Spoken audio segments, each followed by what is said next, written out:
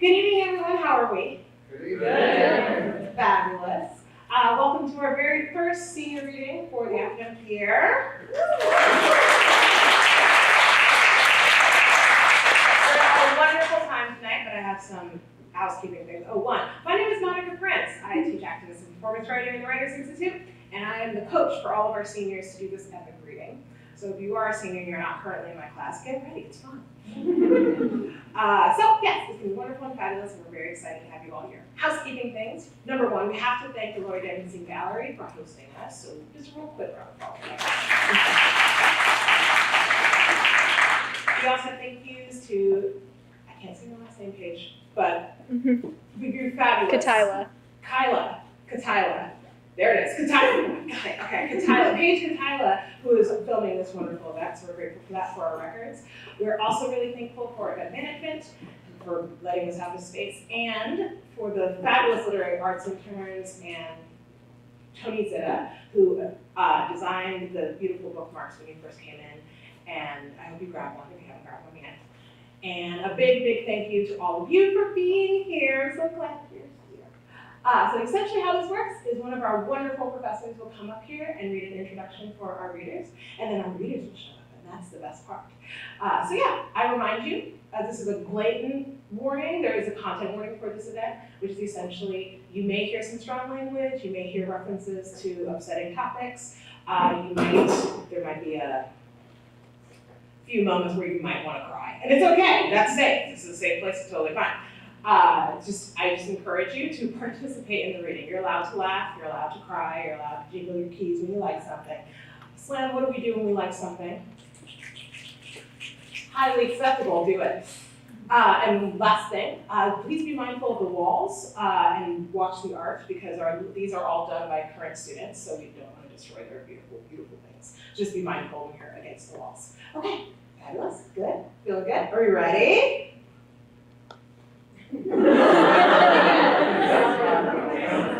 I strongly dislike that. We could Halloween nonsense. Okay. All right. Let's have it. Let's do this, team.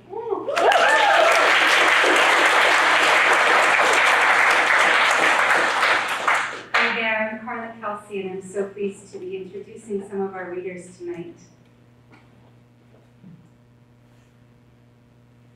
Silas Zobel tells us that, quote, and I won't do his voice, but you can thank me later. Sometimes I worry that Fayth Snyder doesn't know how wonderful she is.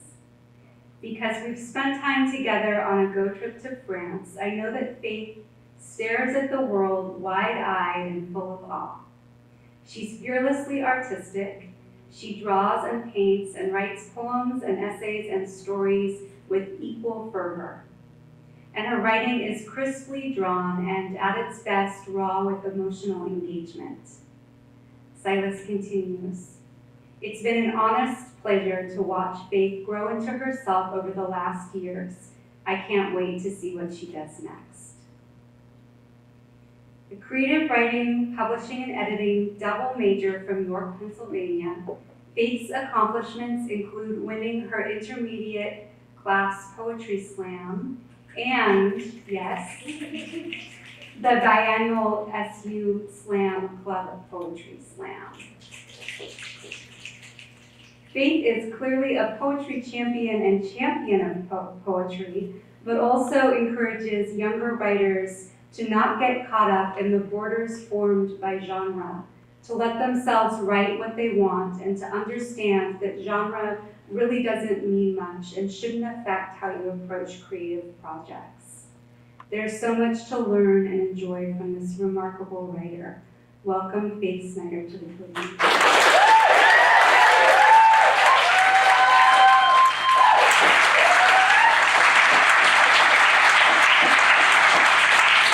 Thank you for that beautiful introduction. So I'm going to start us off with a poem titled Crumbs, Rice, and Maggots. Unfortunately for us both, you drove an hour to see me. You're older than you said, early 30s at least. You thought I was thinner. Well, I thought your hair wasn't fitting. Your gaze fluctuates from my chest to my lips, but lies. Online, you sounded like a gentleman. You like my outfit, you say, too many times. The sun has already begun to set, giving way to a sliver of moon, and I look out the restaurant window so I don't stare at the crumbs you still haven't brushed from your beard. A waiter drops their tray, laden with glassware that shatters and scatters like grains of rice at a wedding, and for a moment, I imagine that rice becomes maggots and crawl from my plate to yours, and you don't see, too busy showing somehow all of your teeth as you chew. Chomping down on glass or rice or maggots, I forget which. You pay, and don't tip the waitress I've been complimenting all night. Outside, you pull me against you as if one meal has garnered you the right. You think this is all for you? Baby, this is all for me, the girls, and the gays who appreciate a damn fine woman on a spiritual level. You don't comment on the rings of my right hand, one silver dragon, one red-eyed, gold-flecked owl, ornate and sturdy, gonna leave a mark like these teeth if I must bite, like these nails I didn't trim on purpose, like this knife in my boot bigger than your pinky. Do I intimidate you? You pale as the moon orders finger food on a first date mansplains brand trucks looking ass? I picture the maggots chewing through your stomach, rolling in the bile, warring over half-digested chicken strips and fries as I lie and say I had a good time. Not wanting to see a two-grown man cry, you look like a crier. Nothing wrong with crying, of course, but no. I don't think you'll have to make the drive again. But thank God I drove myself. Thank God Mama taught a bitch to look after herself, to lock the car doors, to pull away last so you can't follow me home, to wait to send the "this isn't gonna work" text until you're half an hour away. At least, as consolation, you'll have a full meal left in your beard to snack from on the drive back to whatever derelict cesspit you crawled out of.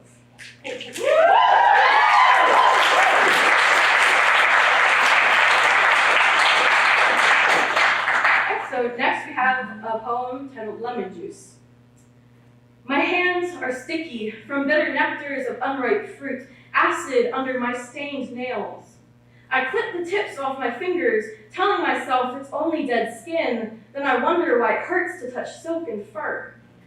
I tell a boy to touch my hands, held out to him with trembling fingers, each line of my palms, calloused trenches, slick with tears and sweat and lemon juice, and he drinks of me like I am the tree who bore this fruit.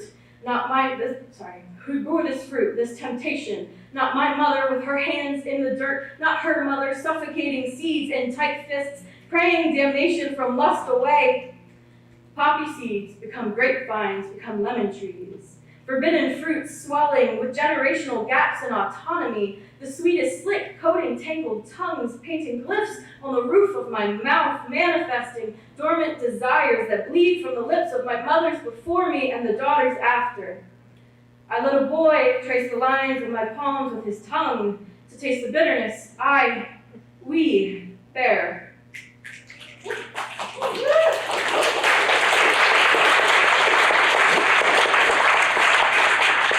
And next we have an American sonnet for disorders we've inherited. Taste the sweet progression of death to life on our skin, sharpness of all our sins set in jagged silvery scars inflicted by our shameful and tumultuous youths. Reflections of the suffering of our mother, her mother, all our mothers past who coveted joy in secret, gathering jagged scraps, anger manifesting broken mirrors, blood on the glass swept away in tearful frenzies. Hide the pain before little girls can touch, slicing open delicate fingers. Our wounds will bleed down the generations born of our rotten wombs and traitors' minds.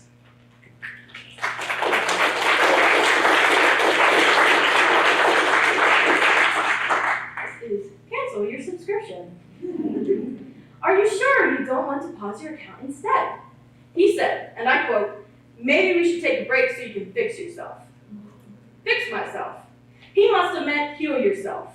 I warned him. I remember, and he said he understood. He had an ex with anxiety. That's nice.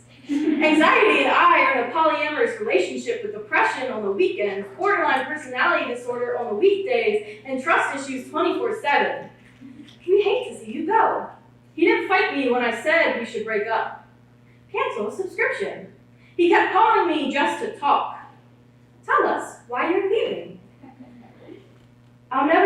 everything you need, I said. We're broken, stop calling me.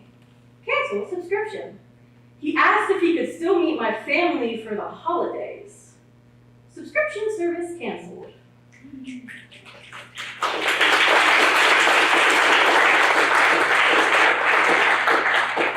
Now we have bears and bees. You know that man who covered himself in 637,000 bees didn't get stung once? I can do that. Hell, I can do anything if I take enough hydroxyzine.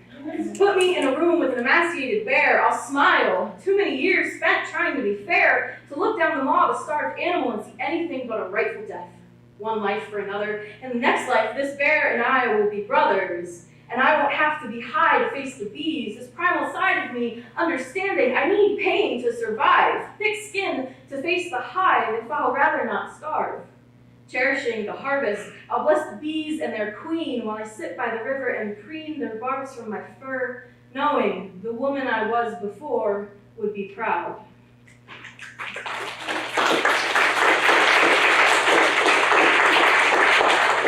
And I will leave you with this poem, to be read at my funeral. I don't want a peaceful death. If God or the devil or man want me dead, they damn well better put some effort in. I fought tooth and nail to get this far. My death deserves violence, deserves challenge, deserves to be a goddamn struggle. I'm too soft, too sensitive to be a soldier, but when death comes to me, he best prepare for war. We'll smile. Unlike all the times he lingered outside my window, the bathroom door, we'll know this is my end, once and for all, and that I stopped praying to die, daring to live unapologetically. My end is going to be beautiful, ethereal.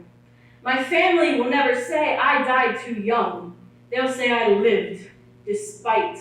They'll weep for the lost sister, aunt, mother, grandmother, but when they look at me in my casket, they too will smile. Smile for life fully lived, for crow's feet and age spots, for wiry white hair never dyed, for gnarled artist hands that guided gently and taught patiently, for eyes blue to the end, filled with fondness and quiet understanding, for the playful, girlish soul, equally fierce and protective, for the woman who offered sanctuary and comfortable companionship, who carried a big stick and damn well knew how and when to use it. And this will be my final word to those who mourn me. Rest well, my lovelies, knowing I gave death a run for his money for you. Thank you.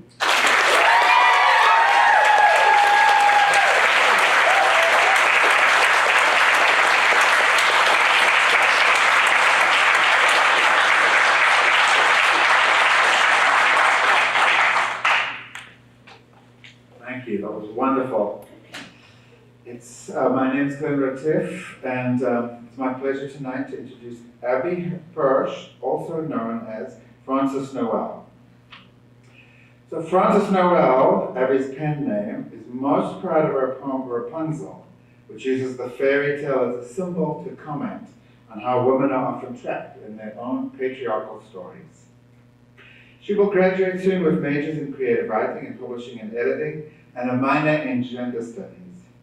Hailing from the gorgeous city of Pittsburgh, which I just recently visited and admired, her proudest moment came when she introduced Annie Leontis for the CD reading series. Did a fine job, I might add, after learning at dinner about Annie's pet rabbit. That was a highlight, I gather. Frances's advice is to explore new genres. Quote, I entered this program loving fiction, tolerating poetry, and hating nonfiction. Now I am a passionate nonfiction writer who is also constantly writing poetry and occasionally dabbles in fiction. End quote. Having taught Frances in several different classes, I can testify she writes lyrical nonfiction that combines deep, honest vulnerability with smart analysis and fierce intellectual curiosity. In forms of multimodal memoir class, she blew me away with a short graphic memoir that put image and text in conversation with each other at levels that recall some of my favorite graphic memoirs like Persepolis or The Best We Could Do. Please join me in welcoming Frances Noel.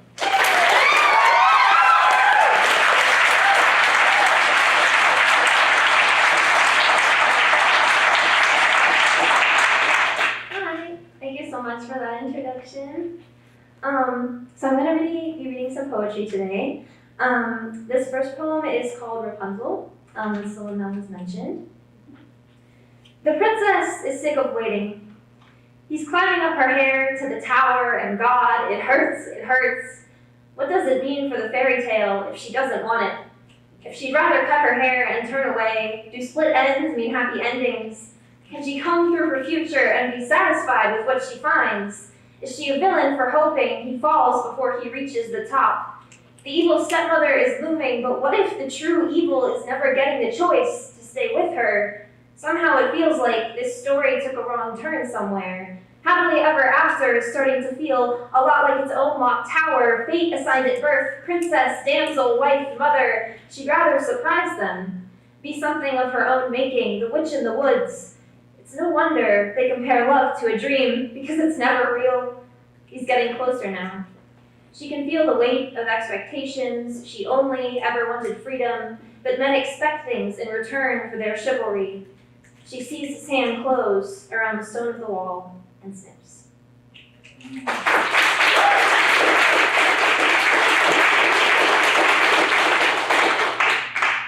Okay, this next poem is called Inferno. She walks out of Alexandria's Inferno with a book in her hand that no king has ever written, shining in its leather-bound armor under a dark sun. The word novella is feminine, meaning new or young, but there is something telling about it referencing a smaller story that refuses to be burned. Old wars are fought in the language of man until red words become red wounds. Ink smears like ash across papyrus pages and drips of her breast milk dry between the lines. As she watches words burn, she places a coin atop her hand and flips it over, and there is Cleopatra's face. What sort of woman does fate take her for? There is something to be won by surviving, but the end of a life is not the end of a legacy.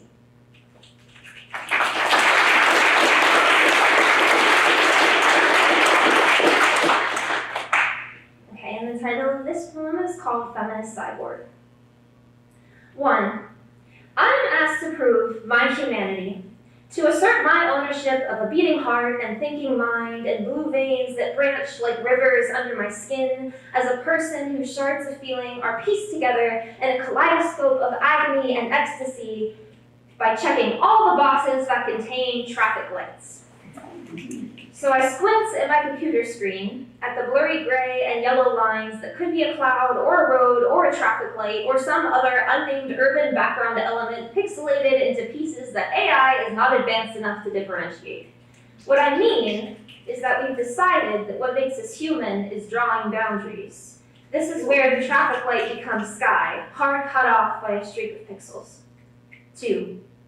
She is asked to prove her womanhood by society when she enters a bathroom. The software filters by XX chromosomes, menstrual cycles, F on the birth certificate, with swells under the shirt just large enough to be visible, but not too large as to be unbelievable. You are unbelievable.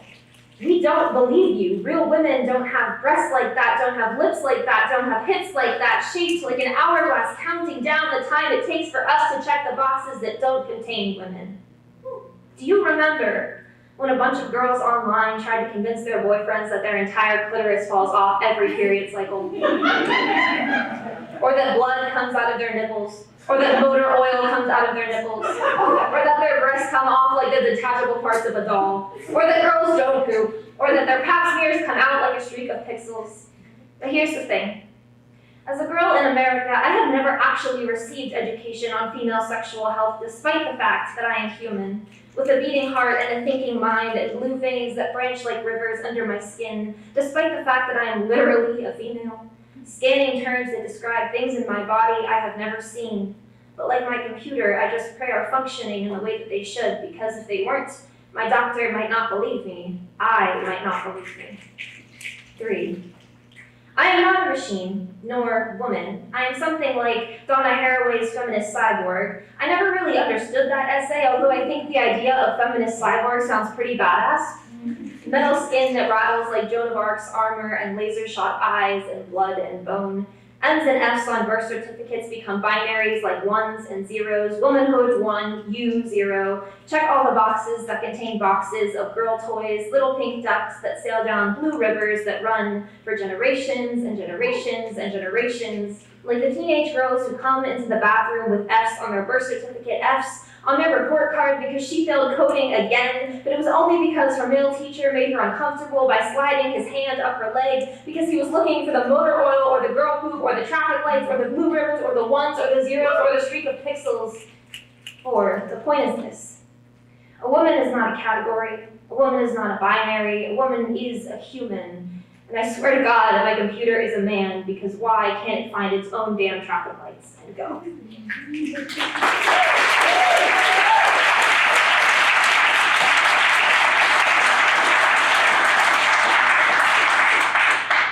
Okay, and the final poem I'm going to read for you today is called The Cat. My roommate says that men don't like cats because they refuse to listen. Slinking one paw after another, a stillness to her silence, some unruly thing left unspoken. Don't you see? She likes girls who are a little bit fucked up, foaming at the mouth, spiky at the nails, bony at the spine, the hunt of Artemis if Artemis had no soul. Ring the bells, ding, dong, ding, the witch is no longer dead, burn at the stake you wish, a zombie Madonna walks this earth unholy. Educated whore, fucked up virgin, businesswoman Mary, they hate to see a girl boss winning. Aphrodite never felt so woke. Medusa's daughters don't take any of this shit, turning men into stone one after another. You were a fool to dangle such pretty little feathers in front of her face. Little girl flapper, she'll make you pluck them from her skin one after another. The only difference between a mermaid and a siren is her voice. Whether it preaches salvation or seduction, try to grab her and she bites. She is not something to be contained. She is half the population. She is one whole person, sick of protesting for 200 years and sick of existing for 2000. She is a product of 3 eras of feminism and yet still not president. She is sick of being commodified and capitalized. She is foaming at the mouth, spiky at the nails, bony at the spine. The monster of the big man's nightmare, she is not your plaything, you are hers.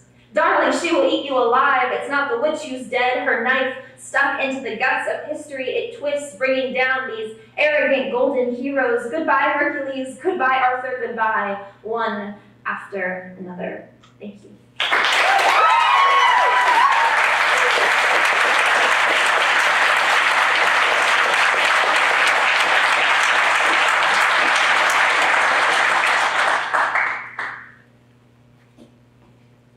Tiffani Total.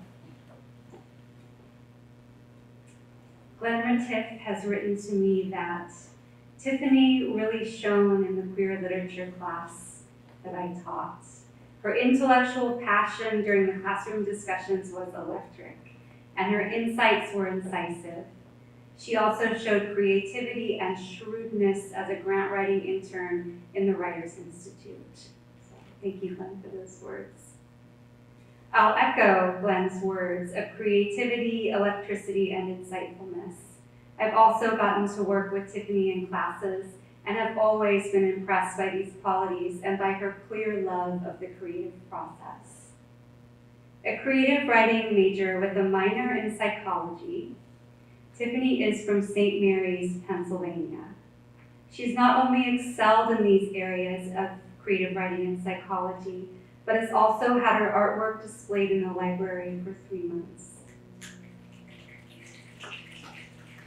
She encourages younger writers to, quote, listen to your gut, never give up on what you love, and if you have a calling in life, you'd better listen to it because it will never shut up. Welcome, Tiffani Total, to the podium.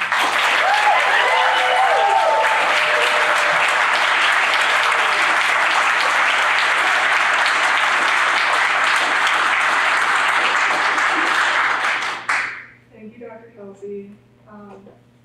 Before I start, I just want to thank my parents.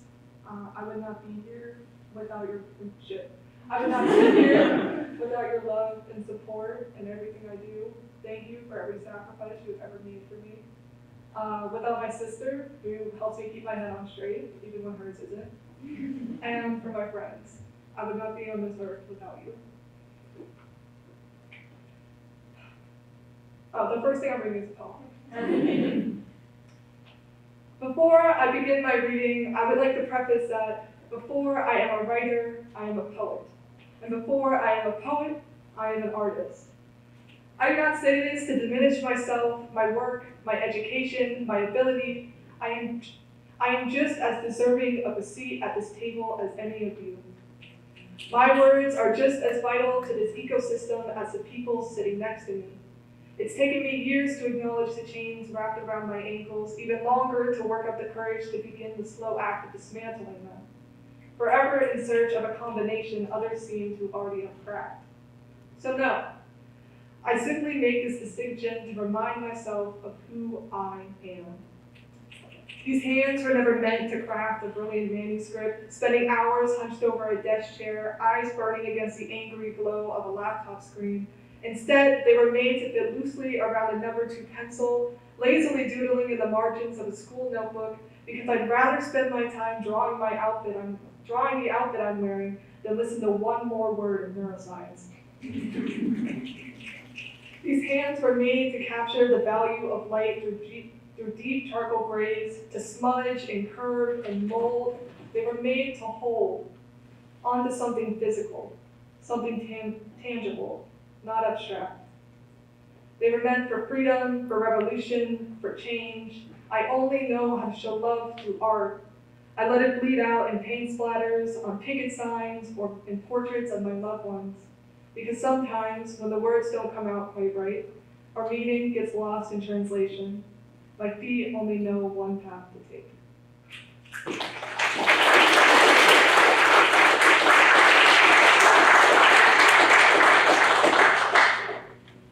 This is another poem called Twin Love Seats.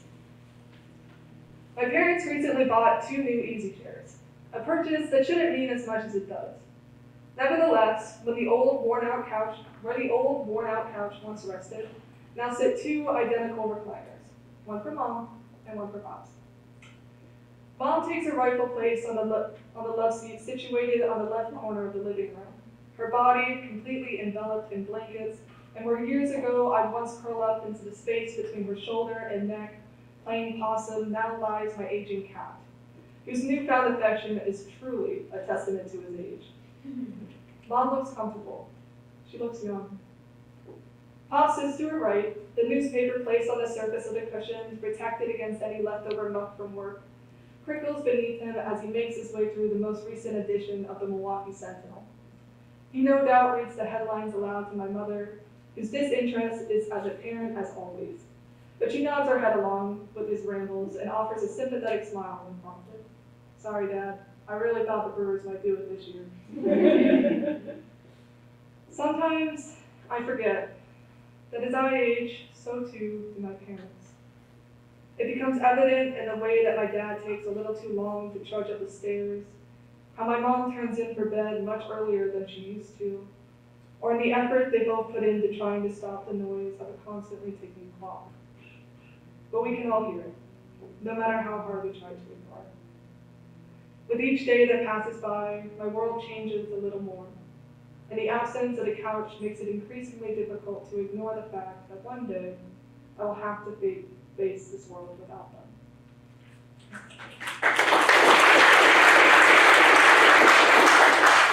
All right, for this next one, I need everybody to look under your chairs. Feel the bottom of it. Okay, so before I read this next piece, I want to thank Monica, and most importantly, I want to thank Arabella McClaren. She's back there. I would not have been able to do this without her. I texted her with tears in my eyes at the library at 11 o'clock, and I was like, I don't know how to fucking do this. So recently, on October 16, 2025, the writing world lost an author by the name of Bak Si-hee. She was a Korean author whose best-selling memoir helped open the conversation in South Korea surrounding mental health and depression. And the Zine you're holding It's kind of a reflection on grief and how her death personally affected me. So I'm gonna read it here, and then you guys can flip along to the pages. Also, you can keep them if you want. For who I was, am, will be, or could become, love, Rose. October 16th, 2025. I had a friend text me one night. Hey, did you see the news? I hadn't. And I was pretty sure with everything going on at the moment, I didn't want to. I opened the tab anyway. The article read in big, bold letters, author of popular South Korean memoir, I Want to Die, But I Want to Eat Tteokbokki, has passed away. Her name was Fayth Snyder. She was 35 years old. The article doesn't expand on Snyder's cause of death. However, it does mention that she was an organ donor who has already saved 5 lives through the donation of her lungs, liver, kidney, and heart. I can't come up with a logical reason as to why Snyder's death affected me as much as it has.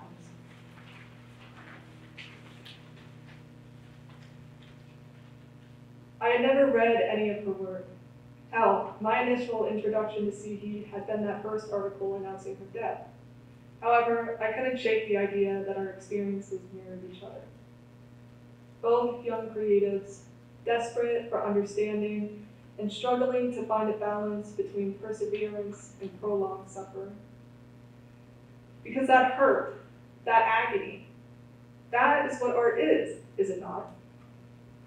Good art, I've heard countless times, is the product of immense suffering. Think about it.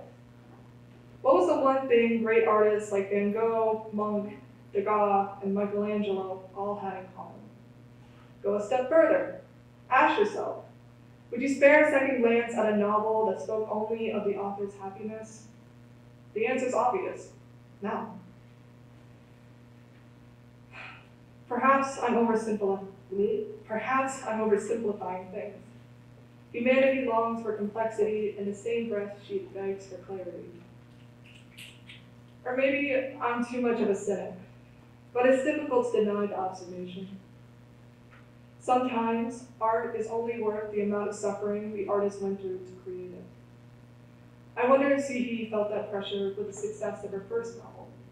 Did she feel as if she was not able to, not allowed to get better? Did she question whether or not anyone would be interested in the woman she was outside of her depression? I know I wonder about that. Whether someone truly wants to get to know the person I am, or whether or not they'd stick around.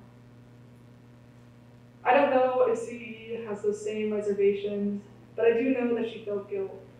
Guilt for wanting to experience the simplicities of life, for love, for hunger. It's why when I've been thinking about this for too long, I can't help but imagine a half-eaten bowl of tteokbokki. Are you okay? What a dumb question. I'm unsure if I can carve a space out for myself here in the same manner I am sure of who I am without all the noise in my head. Sometimes it's hard to distinguish the person I was before all of this. But I like to think that I am more than what I've gone through, that my story will be just as worthy, my art just as impactful post-recovery. I had a teacher tell me once that sometimes those parts of us that make life hard turn out to be our biggest strengths, what set us apart from others. For our sake, I hope he's right. Thank you.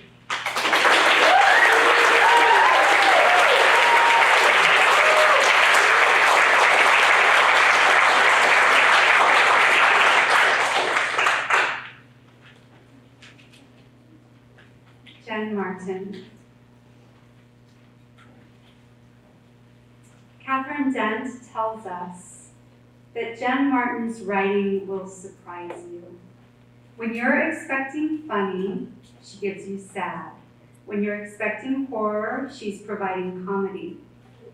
In her creative nonfiction essay, Inspired by the sculptor Alberto Giacometti, Jen finds solace in accepting that memory is not transferable or even accessible, and strength in the act of transforming life into art. She's been an amazing literary arts intern for the Writers Institute. And Catherine Dent says, I don't quite know what we'll do without her next semester. We all agree. A creative writing and publishing and editing double major from Sweet Valley, Pennsylvania, Jen provides the following advice to younger writers. And this is a quote. Please, and I cannot stress this enough, just write. If a scene comes to mind, write it down immediately. A heart-wrenching line that you don't even know what you want to do with yet, write it down. Repeat it over and over in your head until you can get it on paper. Whatever it is that you need to do, but please, just write. What wonderful advice, Jen, for younger writers and for us all. Absolutely, and this is part of the reason you've been so successful. Welcome, Jen Martin, to the podium.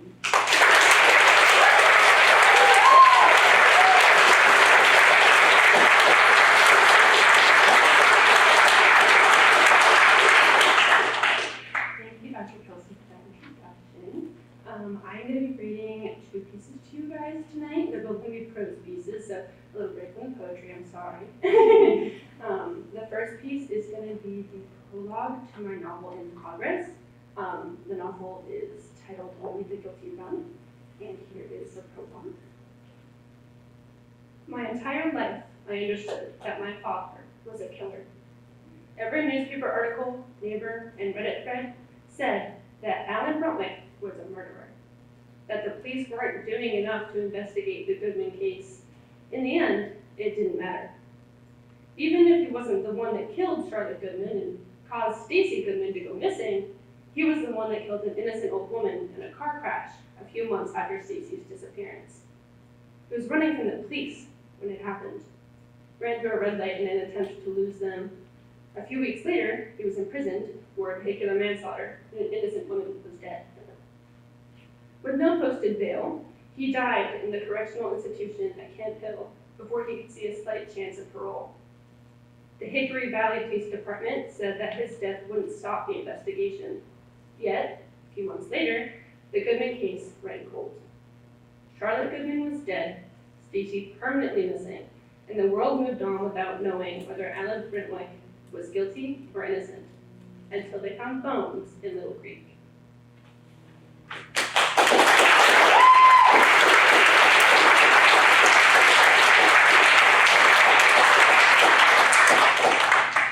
Okay, so this second prose piece is an excerpt from a short story that I wrote in advanced fiction with Dr. Dent.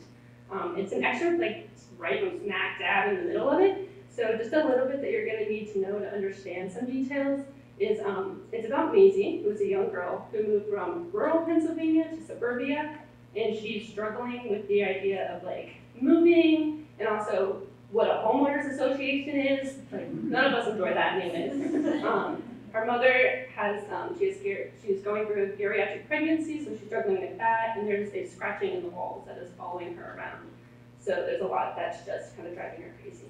And you're gonna hear the name Linda. She's the HOA president, so you're okay to not like her. And I'm reading the scenes that occur after they move in and things start to go wrong, such as Maisie's room gets covered in paint and the neighbor's dog goes missing. So things have really been going kind of weird. So here's an excerpt from the short story, When Walls is an Inn. Maisie's mother went into labor 3 weeks earlier than expected. Her parents left late one night, saying big goodbyes to the siblings, and rushed to the hospital. Later that week, Linda would show up with a small plate of baked goods and a reminder of Shady Hill's speed limit. Maisie and Beau didn't go to school that day. Together, they sat around the living room. Maisie stared at her unfinished packet of math problems. Beau anxiously surfed through TV channels, frequently getting up to smoke on the back porch. He always came back smelling like Axe body spray, but she never brought it up. It wasn't the time for that. For a few hours, neither of them spoke. They intently listened for Beau's phone to ring, but their father only texted with updates every so often. All of them different variations of, "Mom's doing good. Gonna be a few more hours." Maisie put her packet of math problems away after Bo settled on a channel. "Do you like it here?" Maisie asked when the TV went to commercial. She wasn't very close with Bo before the move, but they had truly separated in the months after. He ignored her at school, was a junior, it was to be expected, but then he ignored her at home too. Bo let out a small laugh. "No, do you?" Maisie looked down at her hands.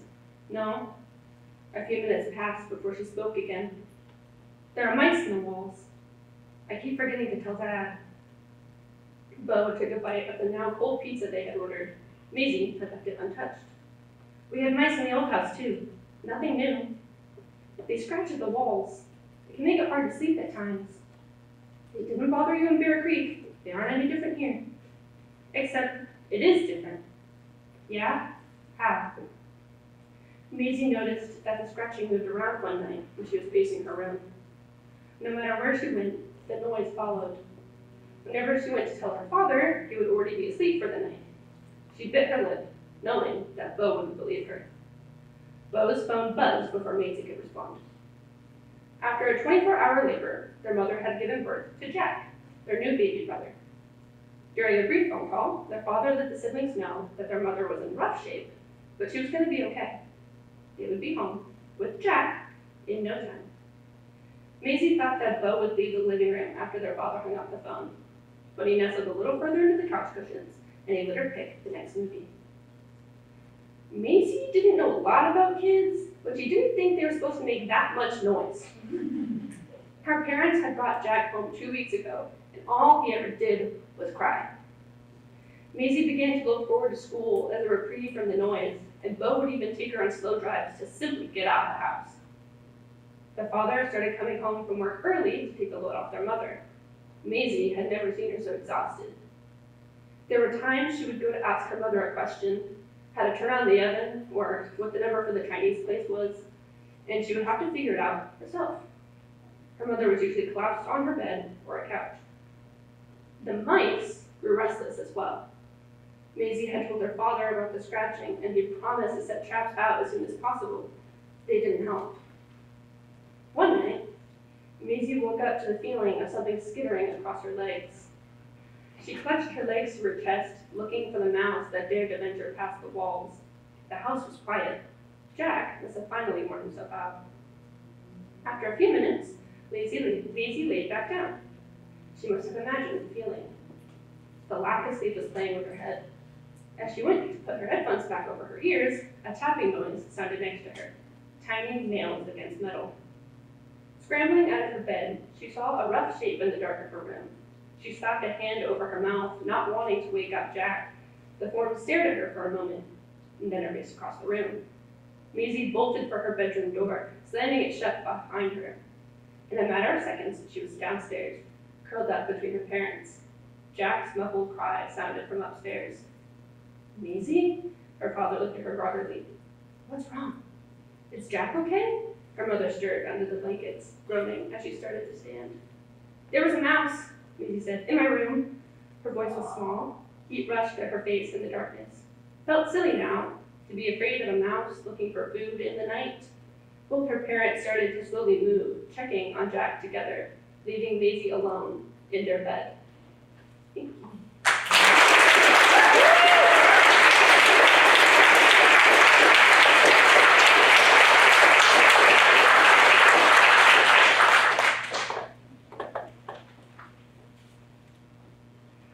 Lexie Kauffman is graduating with majors in creative writing, publishing and editing, and university honors. She hails from Lancaster, Pennsylvania, and was thrilled to help found Ginkgo magazine during her sophomore year. Let's give her a round of applause for that.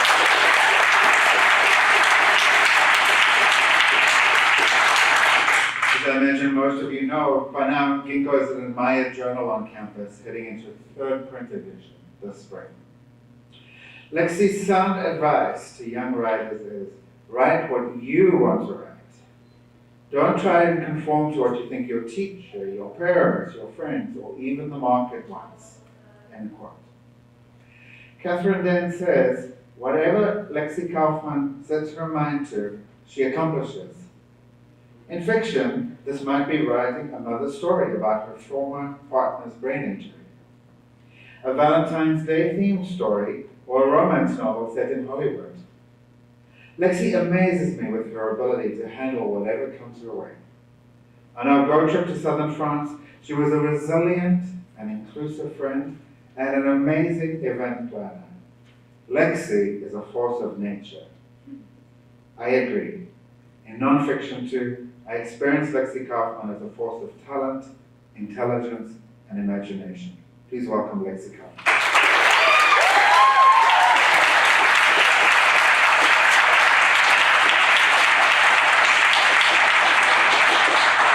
Thank you for that very kind introduction. So I'll be starting off with a poem and then going to a flash fiction, and then I'm going to end with an excerpt of the novel that I was working on in Dr. Dent's class. Okay, so this is Thoughts and Prayers. They move like little robots. This desk here, don't forget the bookcase. The filing cabinet is perfect. Methodical programming ingrained in them since kindergarten. Teeth chatter, little knees knock together, tears glisten in the blue light of cracked cell phones with sparkling cases. Somewhere in the building, their friends run. Zig, zag, zig. Just as they've been taught, moving targets are harder to hit. Somewhere their backpacks, their folders hopeful shields against the bullets chasing their backs. Others hold staplers, hydro flasks, textbooks. Little kids stand tall and tell their teacher, I'll protect you, not knowing that their teacher signed their life away when they chose their profession. But don't worry. People are thinking, hoping, praying. It'll all be okay, they say, as kids bleed out surrounded by their friends, never making it to third grade, much less graduation. Run, hide, fight. That'll protect them, not legislation, never legislation. Don't forget to switch off the lights. The dark will save them.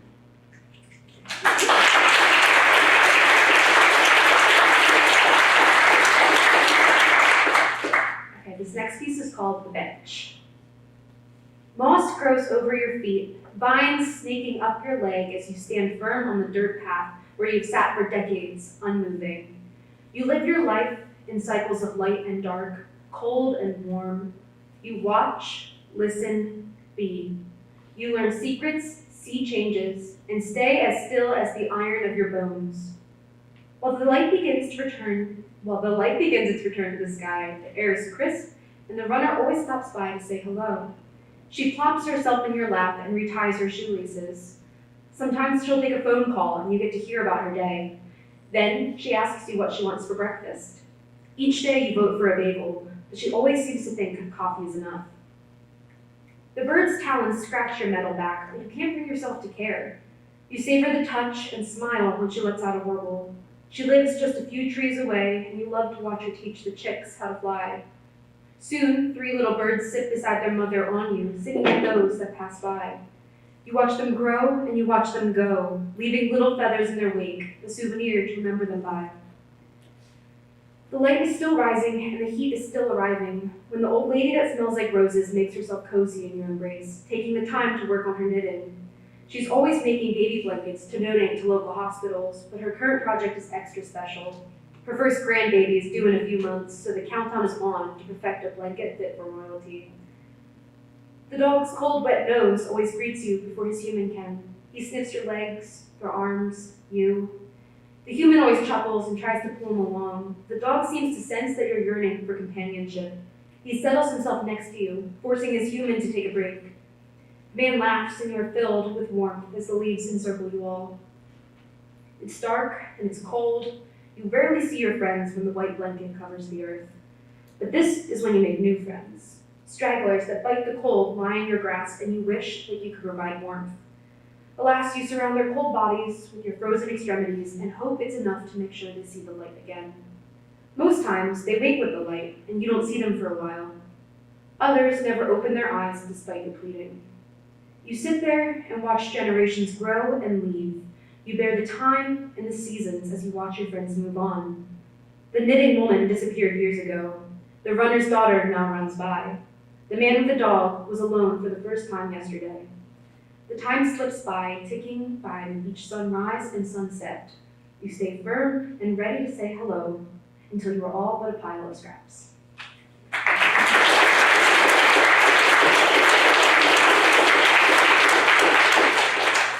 Okay, so this final piece that I'm going to read for you is an excerpt from my novel in progress. So this is a few chapters in. It's a rom-com, so this is the meet cute between two characters. And the perspective of this chapter is from a guy named Lawson. He's the male main character, and he is a movie star.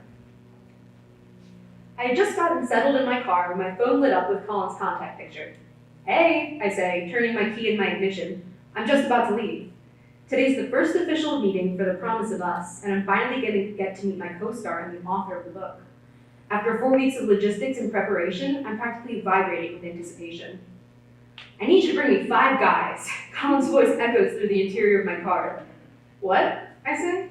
Like 5 different guys? Why? The burger place, dumbass, he says, his voice desperate. I need a bacon cheeseburger and a ton of fries. I put my car in reverse and check my mirrors. Why can't you get it yourself?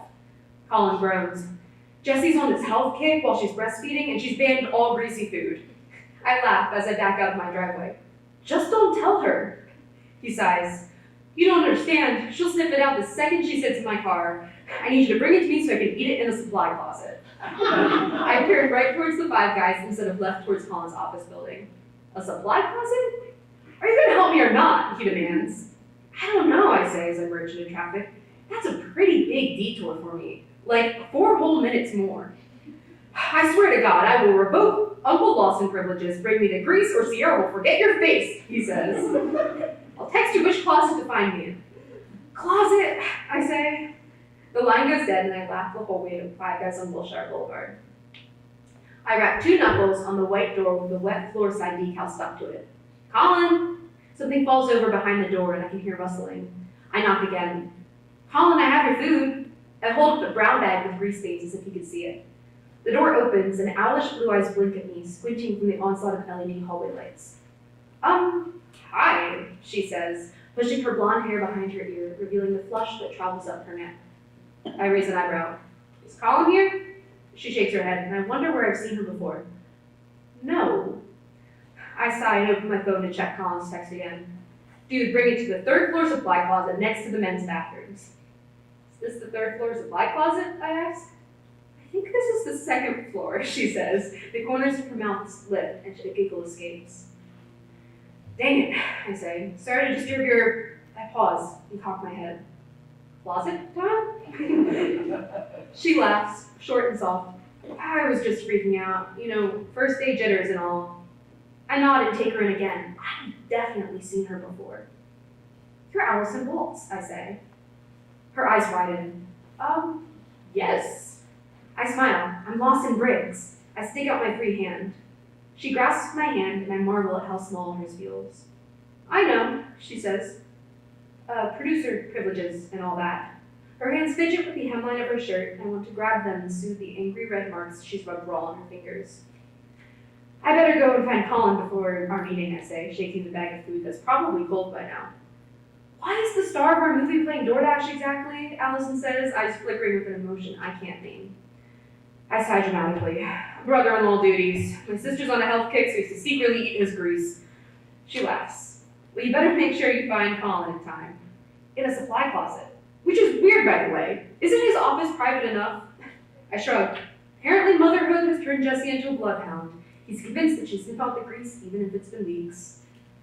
Well, I guess we can't have our director going hungry, she says. I'll see you in the meeting.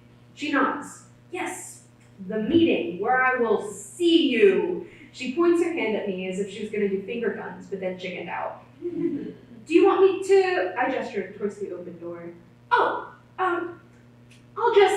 I pull the door shut slowly and squeeze, high-pitched and sharp, until it clicks shut. Before I get too far away from the closet, I hear a faint groan and a whispered rant of, what the heck? Even Colin's complaints of cold food can't get the smile off my face. Thank you.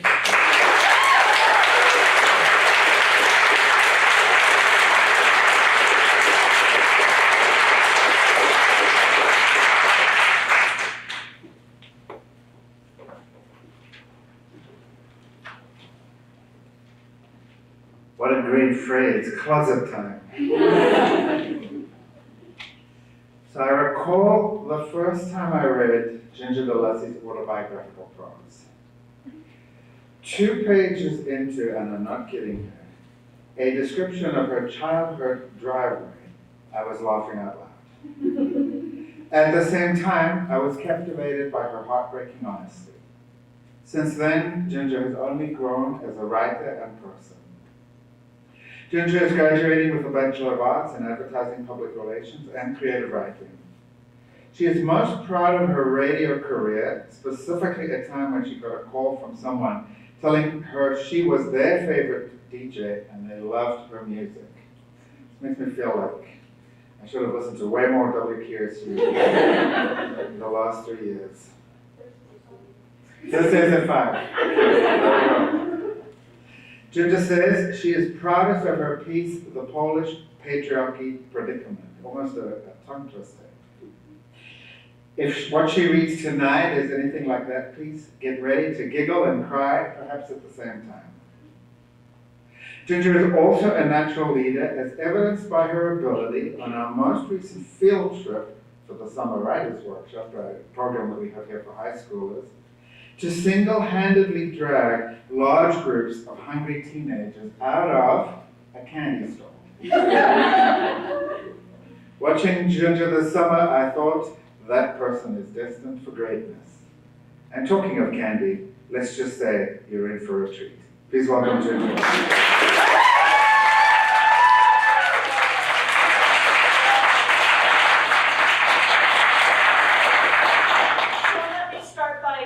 Something very important.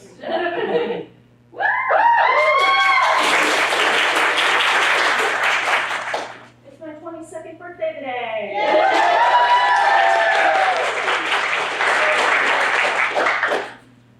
All right, so I've prepared 2 pieces for you tonight. And before I begin, I would like to thank my professors, the family that I made here at Susquehanna University, and everybody that I have written about and will write about in the future. The first piece that I have is nonfiction. It's an excerpt from a memoir novel that I am writing, titled Brainquake. It's about living with epilepsy. This scene is when I am going in for testing after the consultation. About a week later, I was lying on the bed in the neurology wing at the Morris Pediatric Hospital in Wilmington, Delaware, the hospital we were supposed to go to in the first place for the consultation appointment. I was instructed to tie or braid my hair in order to get it out of my face before they hooked me up to the EEG. The nurse stuck electrodes to my head with a sticky, skin-safe paste. We stick the electrodes on your head. They connect to this big computer, and that way we can read your brain waves, the nurse said, pivoting my head from back and forth. Okay, I'm going to turn the lights off and leave the room. Look over at that light in the corner, and don't blink until I tell you. I looked at the light in the corner of the room. I heard 3 beeps before the light began to flash for 30 seconds. Okay, now close your eyes and try to fall asleep for me. It was just about impossible to fall asleep. For starters, the room was cold, and I was given only a thin sheet to prevent myself from shivering. I couldn't sleep on my side in order to prevent the electrodes from becoming unstuck and rendering them useless. And the kicker? Being watched by some random woman who I don't know as I slept. It was terrible when I had that concussion the summer before my freshman year of high school, and it is terrible now. Next week, I got an MRI, which is its own different type of song and dance. Since I got my MRI done in the same pediatric hospital, they let me pick a movie to watch so I could focus on The Princess and the Frog rather than the screaming of the machine. The rules of the MRI were much different than the rules of the EEG.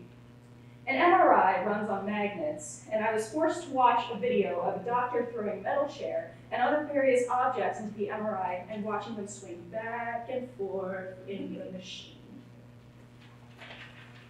I couldn't tie my hair up because there could be metal in the hair ties.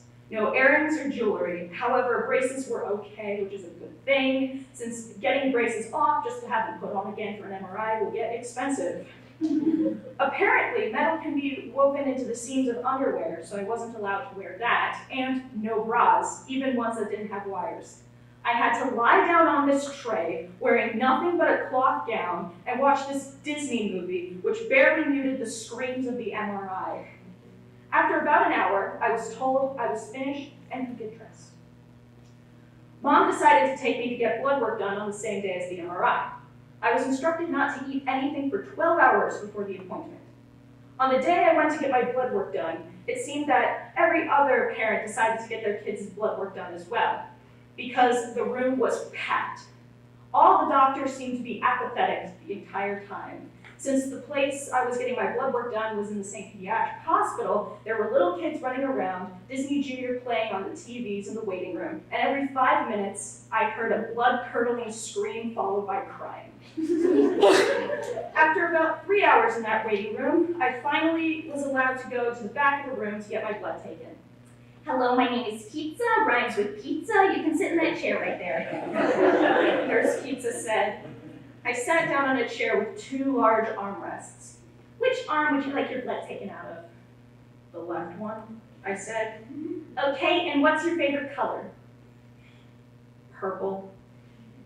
All right, look away. I never look away from stuff like this. From a young age, I have watched needles of various vaccines go into my arms, and apparently that's rare. I stared at the butterfly needle being inserted into the vein of my arm and felt blood being sucked out of it, filling 4 vials. A cotton ball was placed over the hole the needle made and wrapped with purple medical tape. Finally, I was able to get in the car and go home. So do you have any questions? Mom asked. No, I responded. Are you interested in this diagnosis at all? No. Do you think you have epilepsy? I don't know.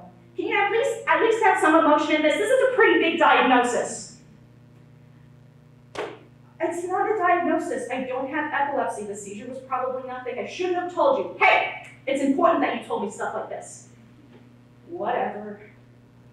I no longer cared about this whole epilepsy thing. What good would it do to get a diagnosis? It'll only bring trouble in my life. I'll be considered disabled, sure. But there's really no need for any of this. Maybe it's just one seizure. It doesn't matter anyway.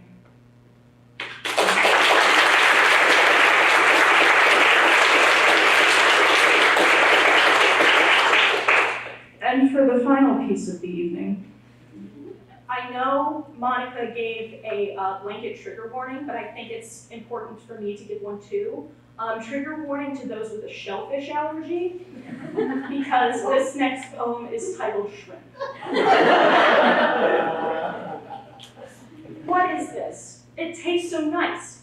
What do you mean a shrimp fried this rice? It has rice and carrots, onions and peas, and a shrimp just fried it. Bitch, please. This is wrong. This does not suffice. There's no way in hell a shrimp fried this rice. So a shrimp fried this rice with vegetables and sauce. I call bullshit and I demand to see your boss. This whole kitchen staff is extremely selfish to put all this pressure on a mere shellfish. Wait, you used the shrimp to fry the rice? So you made one shrimp your chef and the rest you sacrificed? You made a chef of a little prawn, made him kill his friends, cook his spawn? No, no, no! This isn't right! There's no fucking way a shrimp fried this rice! You killed a shrimp, you took a shrimp and killed his buddy so you can feed it to me and take my money, you fucking cunts! You know this ain't right to make a shrimp fry my rice. The terrible things, the lies that you tell that a shrimp fried this rice, I'll see you in hell. Oh.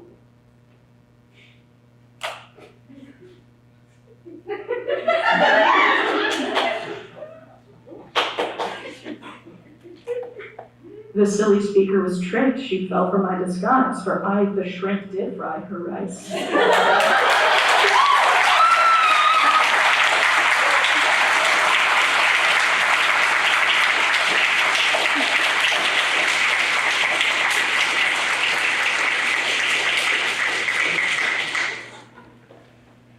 She wrote that in my class. I heard it. sophomore year. It's a poetry. It's a poetry. Another round of applause for our fabulous readers.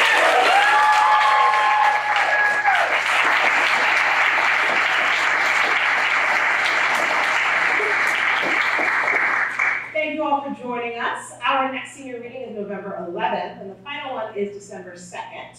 So we hope to see you back here in a few short weeks. We have another event due on the 18th. Thank you. No, the visiting author who's coming. It's on November 18th. That's what I do know. So yes, so we'll see you at the rest of our events. Have a wonderful evening. Get home safe.